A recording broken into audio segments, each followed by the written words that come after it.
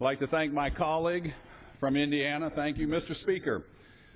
I stand here today in support of the repeal of in support of H.R. 45, the repeal of the Affordable Care Act. It's not just the House Republicans that want this or House freshmen that want to repeal this law. It's the American people. The American people don't like this. The people of my district overwhelmingly desire the repeal of this legislative debacle. Let's face it, in 2009, with a Democratic Congress, this bill was passed through and passed in March in the twilight hours.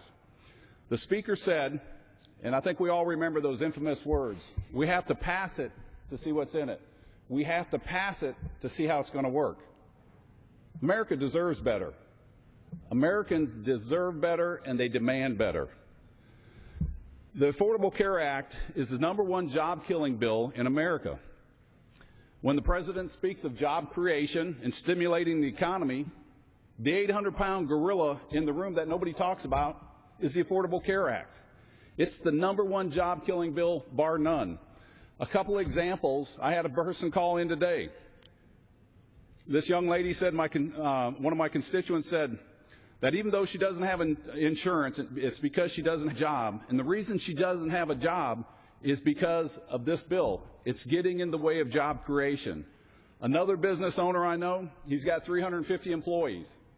And I asked him how the effects of this bill was going to affect his business. And he says, let me tell you about this bill.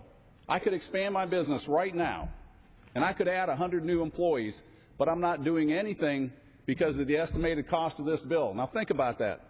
That's one man's bill, or one man's business in one town in America. How many businesses in America throughout this country are not expanding because of this bill and the uncertainty? It's got to stop. There's a county in our district, Clay County. I was talking to one of the municipal people there that was in charge of the health care. He said the estimated cost coming up because of the Affordable Care Act was going to cost $15 million. $15 million. Then they figured out if they didn't comply with the Affordable Care Act, what that cost would be. It would be $5 million. What choice do you think they're going to make? They're either going to lay off people or they're going to not cover people. They'll pay the fine. There's in my own town, in Alachua County, there's a contractor. He's got 51 employees. He's bidding on a job against another contractor that has 49 employees. The estimated cost to him is $2,000 per employee.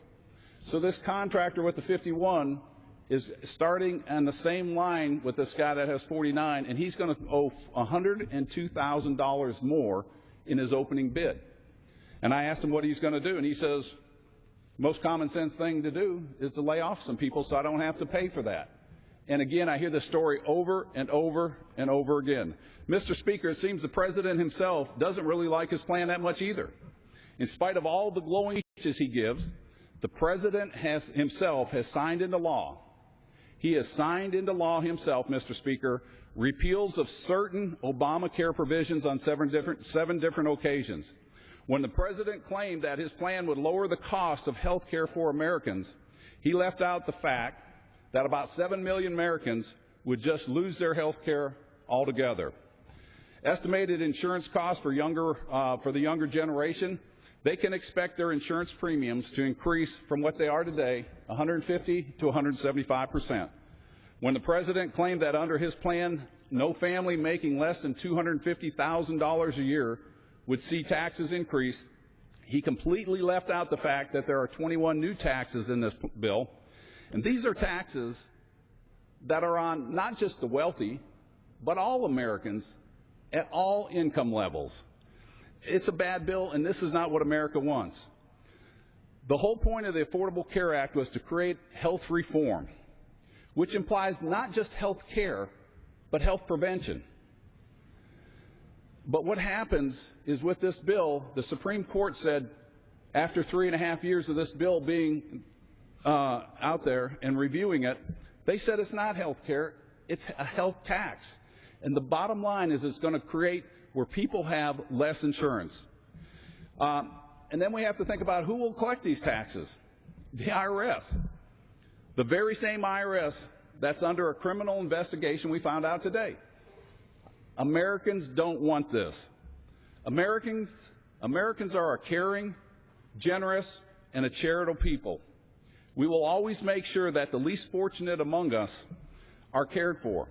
The President's plan doesn't care for the less fortunate. In fact, it makes us all less fortunate. Our vote this week is about politics. It's about being responsive to the people and adhering to the Constitution. We represent the people who are being hurt the most by the Obamacare bill, and we owe it to them to relieve them of this burden. If we truly want to create jobs, the full repeal of Obamacare is the first step in jump-starting our economy. And I'm proud and thankful to be able to be part of the process of repealing this legislative disaster and replace it with a common-sense health care reform. And I yield back my time, and thank you. Thank the gentleman for his comments. Thank my